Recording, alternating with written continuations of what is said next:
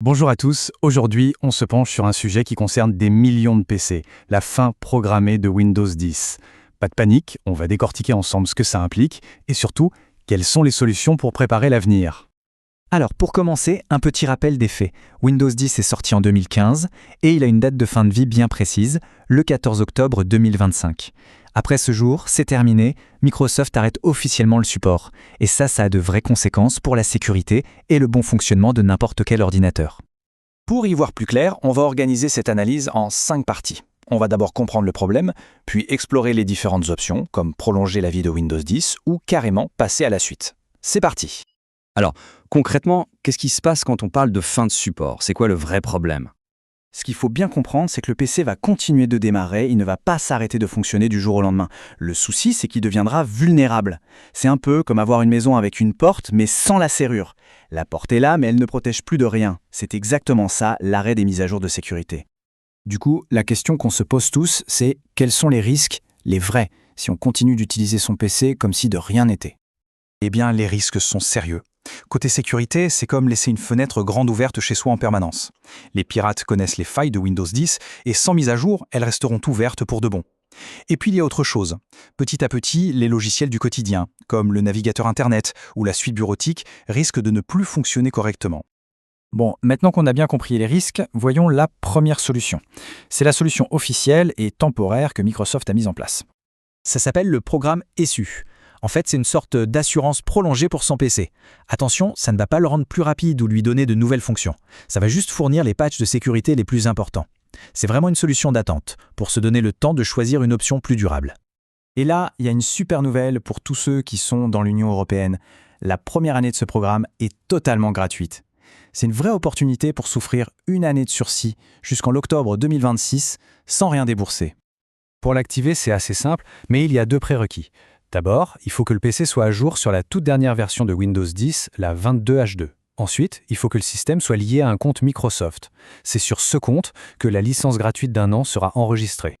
Il faut savoir qu'il y a 2 chemins possibles pour obtenir ces mises à jour. Le premier, c'est le chemin officiel via le compte Microsoft, comme on vient de le voir, mais il en existe un second, non officiel, qui utilise un script pour ceux qui préfèrent un compte local. Ça fonctionne, mais attention, ce n'est pas supporté par Microsoft, donc ça comporte forcément une part de risque. Mais bon, cette solution ESU, elle est temporaire. Alors, que faire si on cherche quelque chose de plus durable? Eh bien, il existe une autre version de Windows 10, bien plus robuste. Cette version s'appelle LTSC. Et pour faire simple, c'est la version de Windows 10 la plus stable qui existe. Elle est pensée pour des environnements critiques, où la panne n'est pas une option, comme dans les hôpitaux ou les systèmes industriels.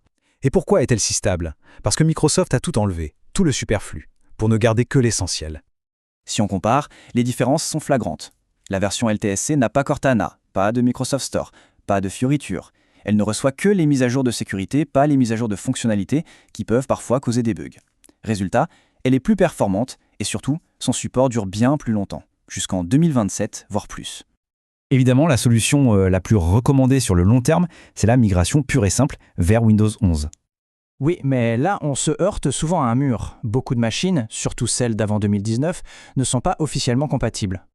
Le coupable, en général, c'est une petite puce de sécurité qui s'appelle le TPM 2.0.